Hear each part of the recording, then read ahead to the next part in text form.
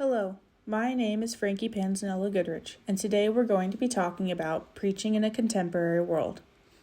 We live in a constant changing world, and how we present the gospel has changed with it. An important point to understand is the gospel itself does not and should not change, but how we present it should. Kind of like a Coke bottle. Now I know, you probably heard that and went, what on earth is she talking about? But try to stay with me. The Coke bottle that was made back in 1892 is vastly different from the Coke bottle we see today. But the contents inside have stayed the same. In over 100 years, this carbonated beverage everyone loves hasn't changed a bit. But the packaging has.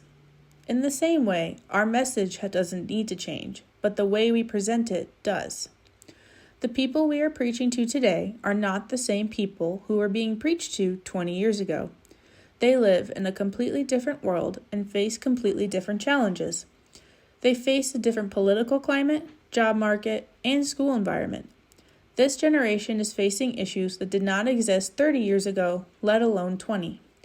We cannot use the same sermons and expect this generation to be able to connect with them. Our sermons need to change as our audience changes. You wouldn't preach the same sermon you preach to a 6-year-old to a 40-year-old. Your audience will determine the kind of sermon you do. A great way to engage the younger audience is to do a topical sermon. They help address issues that require a biblical response and keeps the audience engaged. People like hearing about things related to their own life. It makes the Bible feel more personal. That it's not just this big mystical book from thousands of years ago. Topical sermons help people learn how to apply Scripture to their everyday life. It makes the Scriptures more tangible to them. It is important to remember that as a pastor, we have no authority. God is the dominating authority in the church. We need to be preaching Christ, not our own opinions. If you are preaching in a more academic setting, expository preaching is a great style for this. Expository preaching is a form of preaching that details the meaning of a particular text or passage of Scripture. It explains what the Bible is trying to say and teach us.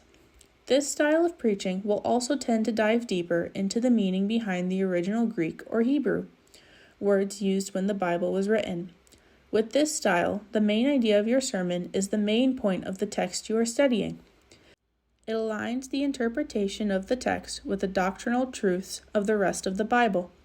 Some people consider this type of preaching to be outdated, but I disagree. Expository preaching is a great way to dive deep into the Word and help people understand the deeper meanings behind Scriptures.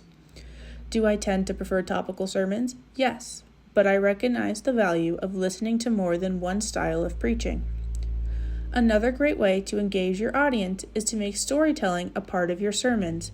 Don't give them an outline of what's happening. Paint them a picture. Let them see it, taste it, hear it, smell it. When talking about the day Jesus went to the temple with the disciples, I should be able to hear the jingle of coins and pouches, the chatter of merchants. I should be able to smell the stinky animals that are for sale. And when Jesus flips those tables, I should be able to see the anger on his face and the shock and fear of the people around him. You can also use stories from your own life.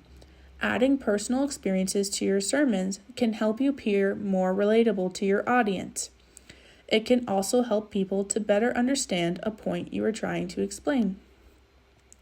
How we share the gospel has to change, because if it doesn't, we're going to have a whole generation of people who feel disconnected from God, like he's too far beyond their reach.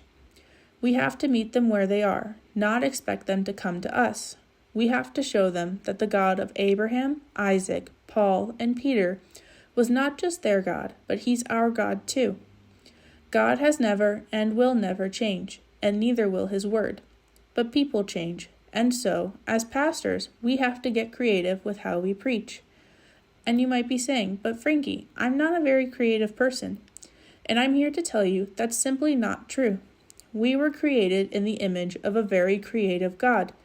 Everyone has a creativity inside of them. It just might look different than someone else's. Maybe you aren't good at painting, but you might be amazing with numbers, or maybe history facts are more your thing. You just have to find what creativity looks like for you and use it. No one said there's a perfect cookie-cutter way of preaching, because there isn't. You have to find the style and way that works for you.